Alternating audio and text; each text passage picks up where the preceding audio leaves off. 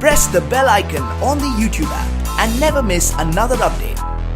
Hello, girls and boys. Ready? Let's begin.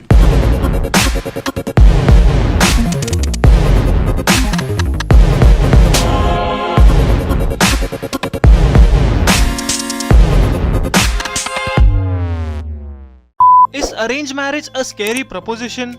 Yes, I understand. You would be completely shocked why all of a sudden I'm talking about marriages. It's because I recently binge watched a show on Netflix called as Indian Matchmaking, which is full of gossip, drama and stereotypes. Which could also raise a question in your brains: is arranged marriage a scary proposition? Is it actually real?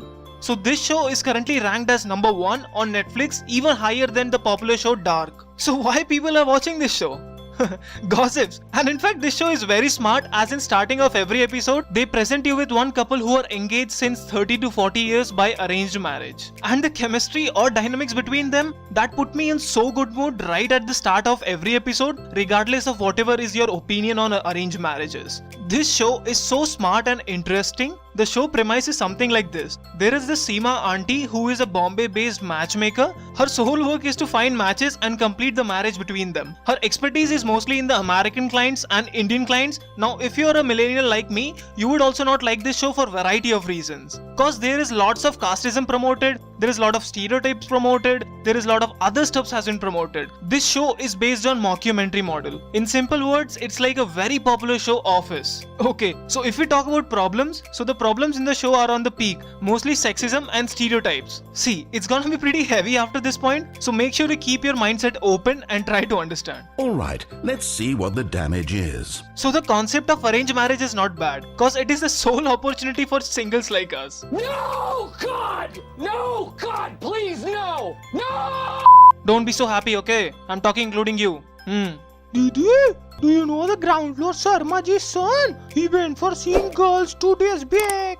And now yesterday they talk with each other and today they are getting married. What? Really? Court marriage? No proper marriage with arrangements? Now we can't even bitch about marriage arrangements or quality of food as well. These aunties are concerned that they will not get free food, whereas the Nibba and Nibbi are tying knot for their life by just meeting 3 days before. Here we have to swipe every day millions of time on a dating app to just get a single match. And these Nibba and Nibbi are considering each other as soulmate in just 4 days since they have met. Do you know how? And most importantly, who these people are?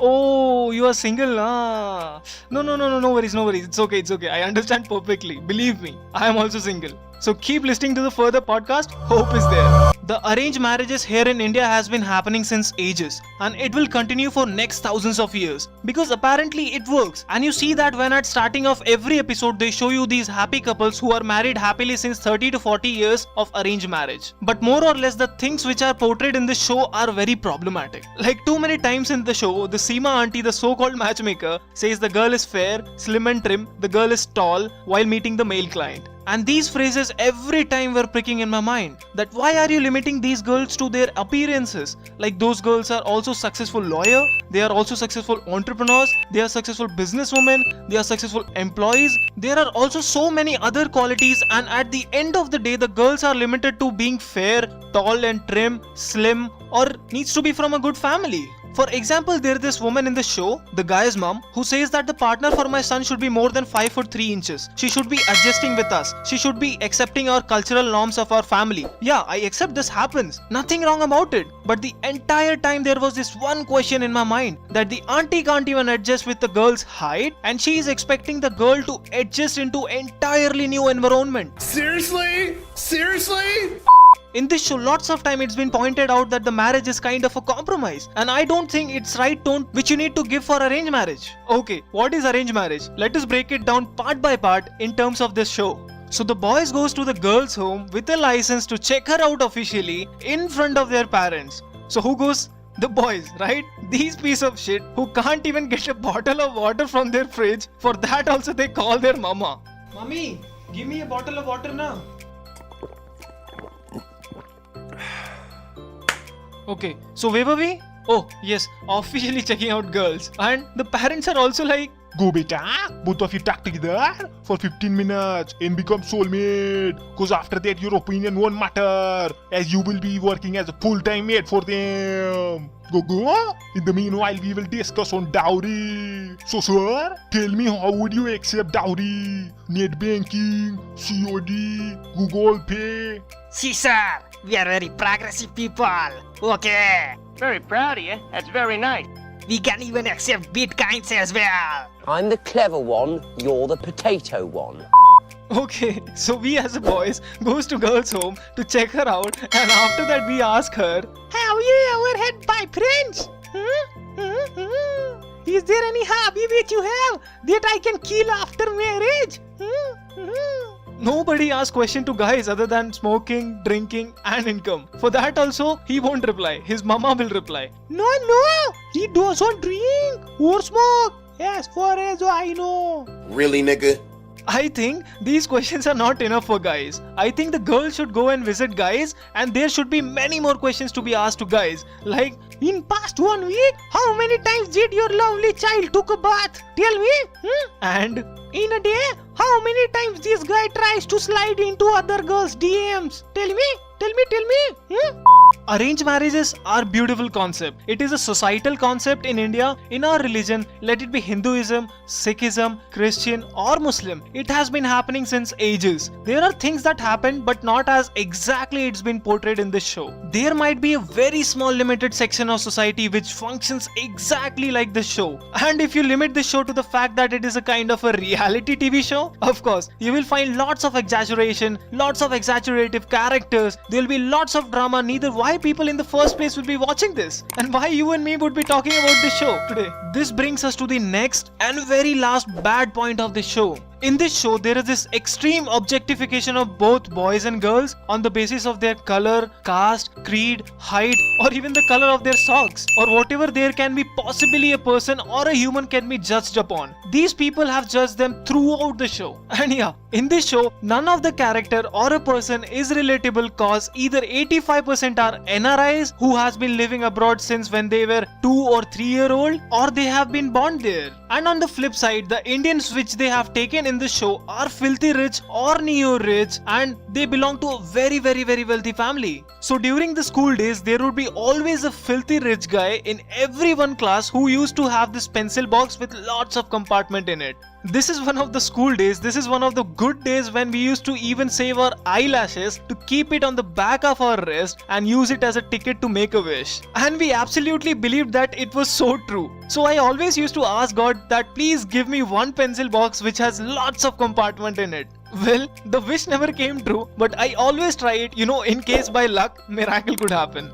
The one thing that actually boils my fucking blood is the fact that all the people looking for the match, either girl or boy or even the family members of them, they are well established people, they come from a very good backgrounds, and the most of all, they are well educated. And after having these many qualities, they participated in this show that is based on narcissism, misogyny, and judging people from their choices of vacation to the point color of their innerwear. And my biggest issue with the show is that the fact that this show is in English, and not only in India, this is being watched all over the world as we speak. Again, same shit which BBC or Discovery Channel used to show that India is so poor, people in India are so backward thinking mentality, and again the same thing is being repeated in 2020 by showing to the world through this show. Now let's talk about the good thing about this show. Why you should watch the show and why you should enjoy it, or why I enjoyed it, because there are 8 episodes and I watched all 8 episodes in a single go. So this means there is something that lot of people will enjoy watching. Number one is the fact that this show has lots of masala added. Like everyone enjoys gossip, right? There is no second doubt about it. And this show, you will see a lot of different other perspective in which you will enjoy gossiping. Like my favorite character in the show, in fact I can't even say characters, as these are the real people and their personality has been over exaggerated a lot for this show. So this person, the most irrelevant, senseless,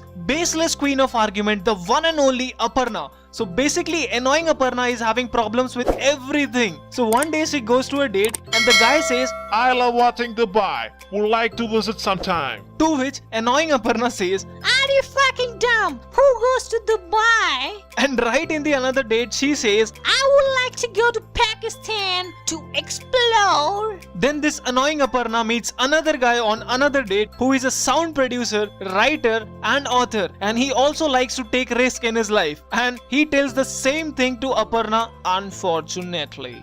To which Aparna says, You fool! You're a writer! I'm a lawyer! You're a writer? I'm a goddamn lawyer! You're an author? I'm a lawyer! So fuck off. So let's move on to another person called Akshay, and his mom is controlling his entire life, or basically he's mama's boy. He's like a person, even if he has to go to toilet, he will ask his mom's permission, and if the mom says Shut the fuck up and sit down. then he will not go to toilet for next 2 days. So whatever happens in Akshay life is decided by his mother only. Of course, for the show, it would have been over exaggerated, but you can't deny the fact that you could have also seen these kind of people in your life, or you would see in the forthcoming future. And that is what brings us to the gossip factor. It elevates to the sense of relatability, and because of this factor, relatability, you watch all the 8 episodes in a single go, because there are so many perspectives offered in the show that you are intrigued, you are interested, you want to see how things turn out. Technically, in this show, only one successful marriage happens after meeting millions of matches. This is not a spoiler because it is a reality TV show, so I don't think you would find any spoilers, as you would be already aware of situation cause of Indian cinema. To be exact, one ring to rule them all. It's kinda like a reverse Lord of Rings situation where the person gets the ring and loses half of the powers. The spoilers are also very unpredictable, and the show has lot of elements very interesting that will make you watch it through and through. So this show is already trending at number 1, and now you would also watch it definitely. I think this show could also have been best. Instead, they have promoted stereotypes where all Indians are shown to have regressive mindset. Indians are superstitious, parents control their children, there is a right age to get married, divorced people have limited options, boys are mama's boys, educated women have high expectations. This show had a great opportunity to talk about the actual social evils like dowry, or guys who earns less are not losers. Similarly, some girls are attracted towards money and stable abroad job to get married. This is the reality which happened in the show, but it's not even discussed in any of the 8 episodes. So yeah guys, that was the end of the today's podcast. The one thing I would like to highlight about this show, Indian matchmaking, is don't try to learn anything out of it. Just watch it for fun and gossip, or just to see what Indian aunties snitch about other families' fuck up, frustrations, problems, as we enjoy more to get involved in others' lives as compared to our own. Peace out, queefs.